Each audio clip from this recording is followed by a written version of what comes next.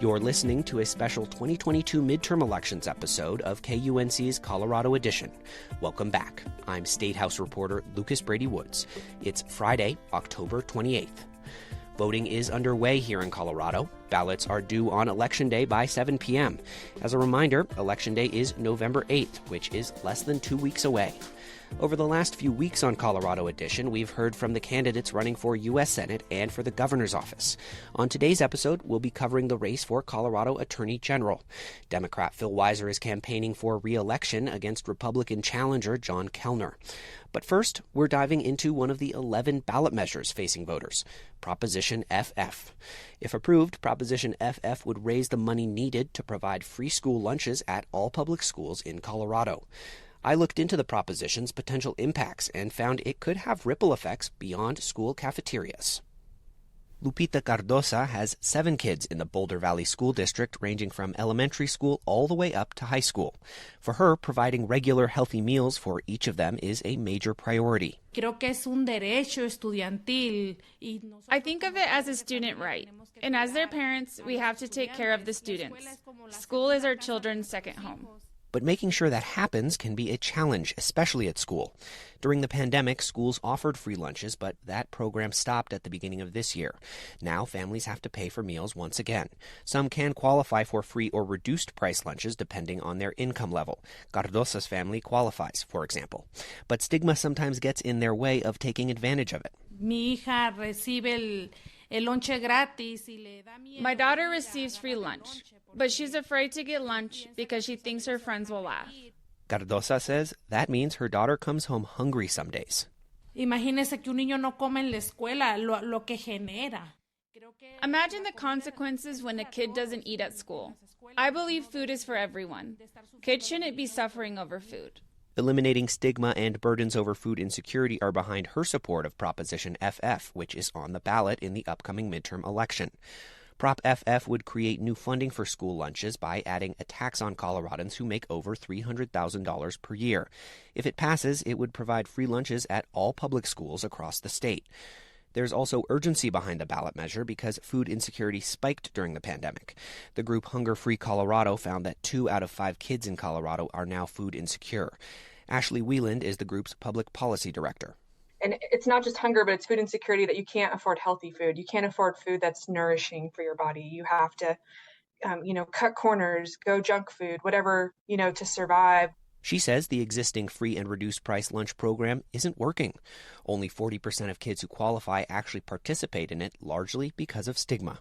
Are they going to have to get in line and everyone's going to know they're the free and reduced lunch kid? Or they owe money to the school for meals, or is someone going to remind them of that in the lunch line? That stress makes some kids decide it's better to just wait until after school to try to find something to eat. And when kids go hungry, there are ripple effects. It impacts their behavior and their ability to learn. Danielle Bach is head of nutrition services in the Greeley-Evans School District. She says teachers sometimes spend their own money to feed students. Our teachers want to see their students thrive, and they're buying snacks, they're buying food. Greeley is the only district in the state that already provides free lunch for all its students, and Bach has seen firsthand the difference it can make. Some opponents to Proposition FF say providing free school lunches will give benefits to wealthy students who don't need them. They say funding should be used in more targeted ways, like for certain academic programs. But Bach says it's great if all kids utilize free lunches. What we know for certain is that when all students are eating together, all students are succeeding more. So not dividing our students into the haves and the have-nots is hands down the best way to ensure that our students are nourished and therefore capable of learning. She also says they already have clear evidence that providing free meals to students does effectively eliminate school meal stigma. We saw during the pandemic, when we were operating under those waivers and feeding all students, we saw it absolutely disappear literally overnight. My colleagues and I still are astounded by this because we all believed that it would take decades. Lupita Cardosa, back in the Boulder Valley School District, says Prop FF will make a big difference in her family's life. If this proposition passes, it would mean security for my family more than anything. If not, there won't be equity. And with that security, she says her family and her kids can focus on what's important, their education. To learn more about this story and read more about the election, just head to KUNC.org. Our election coverage is also available in Spanish. Now let's turn to the Attorney General's race. Colorado voters are deciding this election whether to keep incumbent candidate Phil Weisner in the state attorney general seat or bring in challenger John Kellner. KUNC's Bo Baker spoke with Attorney General Weisner about what he's been doing on the job. Their conversation begins with how the state is distributing opioid settlement funds to help stem a major drug crisis. Your office created this framework to fund addiction treatment, recovery, and prevention programs around the state. Can you talk more about why the framework was created and how it works with local governments and regions? The local leaders are getting 90% of the funds. We've only kept 10% at the state level for some issues of statewide concern, like building more workforce, education awareness. But really, 90% is going to the local level to build the services that are needed. Every single local regional collaborative makes their own decisions. They've got their own boards. Our job is to help support them all, help them learn from one another, because we are in such a deep hole right now with this crisis. We've got a ton of work to do. Can you give us some specifics about how these local entities will be using these funds to help people struggling with addiction? What does that look like? Let me take the San Luis Valley. They don't have any drug treatment facility in the valley. Because of the money that's going to come from this framework, they are planning and developing a drug treatment facility in the valley. They will develop more drug recovery programs like peer coaches or other ways to support people who are in recovery. They're going to have more youth awareness efforts to help get the message out, particularly with fentanyl now being packaged as this counterfeit drug. One pill can kill. We need people to realize how dangerous it is. We need to make sure we support law enforcement efforts like having co-responder programs so that someone goes out trained to address someone who's struggling with addiction as opposed to asking police officers to go into that situation when they may not be trained. So there's a lot of different options. Unfortunately, the money from all these settlements, $500 million, $520 million counting, that's not enough to address this crisis. We need other sources of funds that we can add to this work. We have to stay vigilant. You recently announced a redesign of police academy training across the state with a focus on emotional wellness and officer mental health. Could you explain a little more about the idea behind that focus? If we can't help officers deal with the trauma they're going to see on the job, they're not going to do the job as well, they're not going to stay in the job as long, and their lives are going to be worse. So we have to really focus on this area in a few different ways. One is, as you mentioned, we're redesigning the whole curriculum. Someone wants to become a law enforcement officer, we're going to now put wellness, emotional awareness, and empathy for others as core concepts they are going to be developing. Second, we're doing this program called ABLE, which is Active Bystander in Law Enforcement.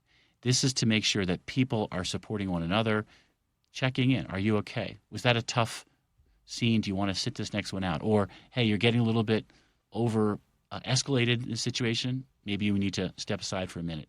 That's a very important skill set we need to help officers have. And then finally, really inspired by what's happening in Fort Collins, they've got a full-time psychologist to support their law enforcement officers. I want every single jurisdiction to have access to mental health services, so I fought for $3 million to support that in the legislature this last year.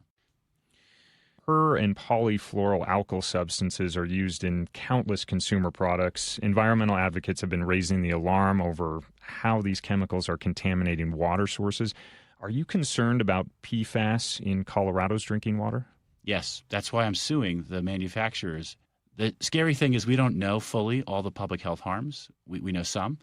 The EPA has been now working to basically create some standards for what is safe and what is unsafe. And based on that initial work, we know that parts of Colorado have real issues.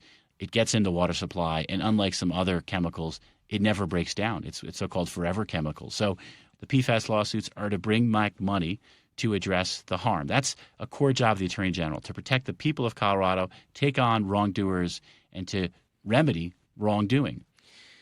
Consumer protection is an area of focus for you. What actions is your office taking to help prevent consumers and businesses from becoming victims of crimes? There are two basic objectives here. One is, how do we educate the public? Because unlike when I was growing up, there are so many more opportunities for frauds and scams. People can get these robocalls that can look like they're coming from the local public health department, but it's a scammer. People may see a social media post that's enticing, and there's all sorts of scams, including online dating scams that, particularly for older Coloradans, is a big risk. When we hear about frauds, and people can report them to stopfraudcolorado.gov, we take action wherever we can. And what I can say to Coloradans is over the last 4 years, we've brought back $230 million to Colorado consumers from companies like CenturyLink, which had a price lock guarantee. They told people your prices are locked, but then they kept increasing this fee. We called them on it. We got $8 million back. Wells Fargo, we got $9.5 million back. TurboTax, $2.5 million back. We're not afraid to take on any company, large or small, and we can always use your help. You're running for re-election. Why do you think you deserve another term in the AG role? The basic message I have is we have a record of accomplishments and we have more work to do. When you think about civil rights work, we talked about the pattern and practice work. We got new authority for a fair housing unit. We also have a new workers' rights unit. When you talk about the work doing consumer protection, we're suing Google. We're investigating Instagram and TikTok for harming kids' mental health by how they operate their platforms. The work that you mentioned about PFAS and protecting our land, air, and water, particularly managing our water, is crucially important. Protecting our elections is an area that I'm really worried about. The concerns around January 6th, unfortunately, are not in the past. We've got to stay vigilant. Obviously, protecting reproductive rights after the Dobbs decision that I am just so heartbroken by. We fought hard to protect Roe versus Wade. We'll fight hard to protect the Reproductive Health Equity Act here in Colorado. And then public safety. We talked about this work on improving policing. We fought for some laws to go after fentanyl trafficking as well as catalytic converter and retail theft. We're working closely with a lot of DAs, including the ones up here in northern Colorado. This is a robust agenda we have, and we're really only part of the way through it. When you aren't doing all of this for the office, what do you like to do with your time here in Colorado? Well, I am a big sports fan, and the Nuggets are right now, honestly, one of the all-time exciting basketball teams to watch because Nikola Jokic is such an extraordinary player. I'm a big fan of how much great TV we have on right now, so I'm watching Stranger Things with my family. Honestly, there's so much good TV out there, we can't watch it all. I'm a reader, still read with both my kids. It's important to me to make time for my family and for pursuits that matter. That was Colorado Attorney General Phil Weisner speaking with KUNC's Bo Baker. KUNC reached out to Republican candidate John Kellner several times, but did not hear back. Kellner currently serves as district attorney for the 8th Judicial District, which includes Arapahoe, Douglas, Elbert, and Lincoln counties. His platform centers largely around public safety and cracking down on crime. If he's elected, he wants to use the Attorney General's office to deal with high rates of fentanyl misuse, violent crime, and car theft. He plans to do that by increased use of the statewide grand jury system. He's also a supporter of recently passed legislation that increased penalties for fentanyl possession. Kellner also supports the U.S. Supreme Court's decision to overturn Roe v. Wade. He says it's right to leave the issue of abortion to states as opposed to the federal government. But he also says he will uphold abortion access in Colorado because it's codified in state law. He does not support a federal abortion ban. Kellner has also rejected claims that the 2020 presidential election was fraudulent and has said that former President Donald Trump holds some responsibility for the violence at the U.S. Capitol on January 6, 2021.